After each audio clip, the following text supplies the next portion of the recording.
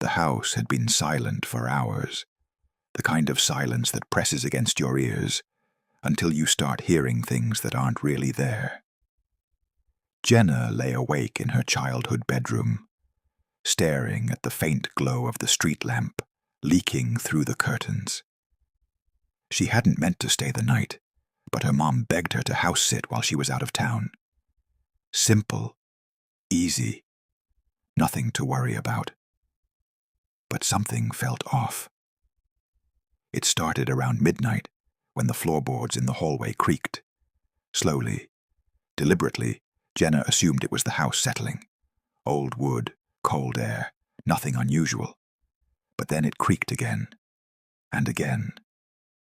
Each time a little closer to her door, she sat up in bed, heartbeat thudding in her chest. "Hello?" she called out softly. No answer, just the whisper of the wind outside. She slid out of bed and stepped carefully across the room. The door was closed, but the shadows underneath it shifted, like someone was standing on the other side. Jenna swallowed hard and pressed her ear to the wood silence. Then, from the far end of the hallway, a faint tapping sound, like something metal hitting the floor. Slow, repetitive. Tap, tap, tap. Jenna backed away from the door. She grabbed her phone. No service. Too many trees around the house. Classic. She thought about calling the neighbors, but they were all half a mile away. If she screamed, no one would even hear. Another tap echoed down the hall. She forced herself to open the door. The hallway was dark except for the tiny nightlight near the stairs. The tapping had stopped, but the air felt wrong. Thick and cold, like the house was holding its breath. She stepped out. "Mom," she whispered, though she knew her mother was hours away. As she moved down the hallway, she noticed the pictures on the wall. Every single frame was tilted. Not a lot, just enough to make them noticeably crooked.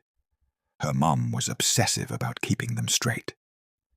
Jenna reached out to fix one, but stopped when she saw the glass. It had a fingerprint on it, a long, smeared one, too big to be hers. Her stomach twisted. She scanned the hallway. No movement, no sound. Then something shifted at the bottom of the stairs. A shadow. Jenna froze, eyes locked on the shape. It stood still as any shadow should. But she couldn't shake the feeling that it was watching her, waiting for her to make the first move. A cold draft whispered past her legs, brushing her skin, carrying with it the scent of something foul. Something decaying. Jenna stepped backward, but the floor creaked loud under her foot. The shadow jerked, not a natural movement, too fast, too sharp. Jenna gasped and ran back toward her room, but the tapping sound returned. Faster now, louder, coming from behind her. She reached her door and slammed it shut, locking it with shaking hands.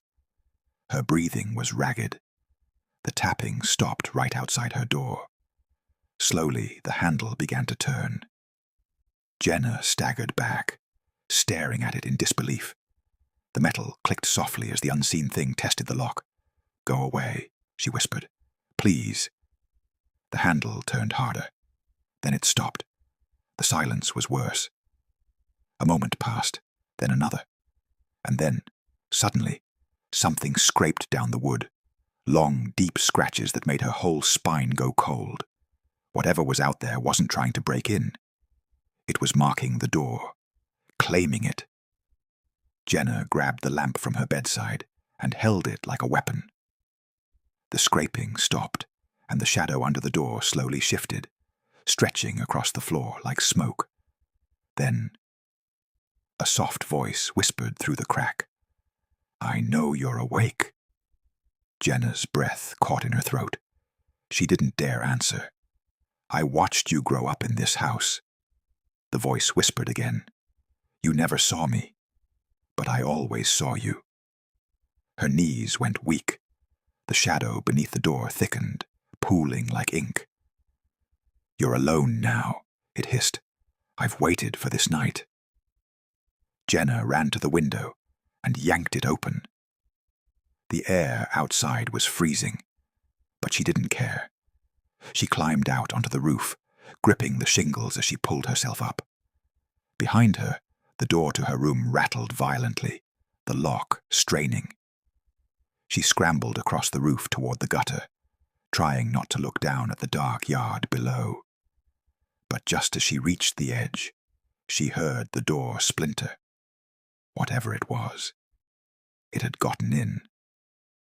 Jenna didn't look back. She swung her leg over the edge and dropped into the bushes below, hitting the ground hard. Pain shot through her ankle, but she forced herself up. Behind her, a face appeared in the window.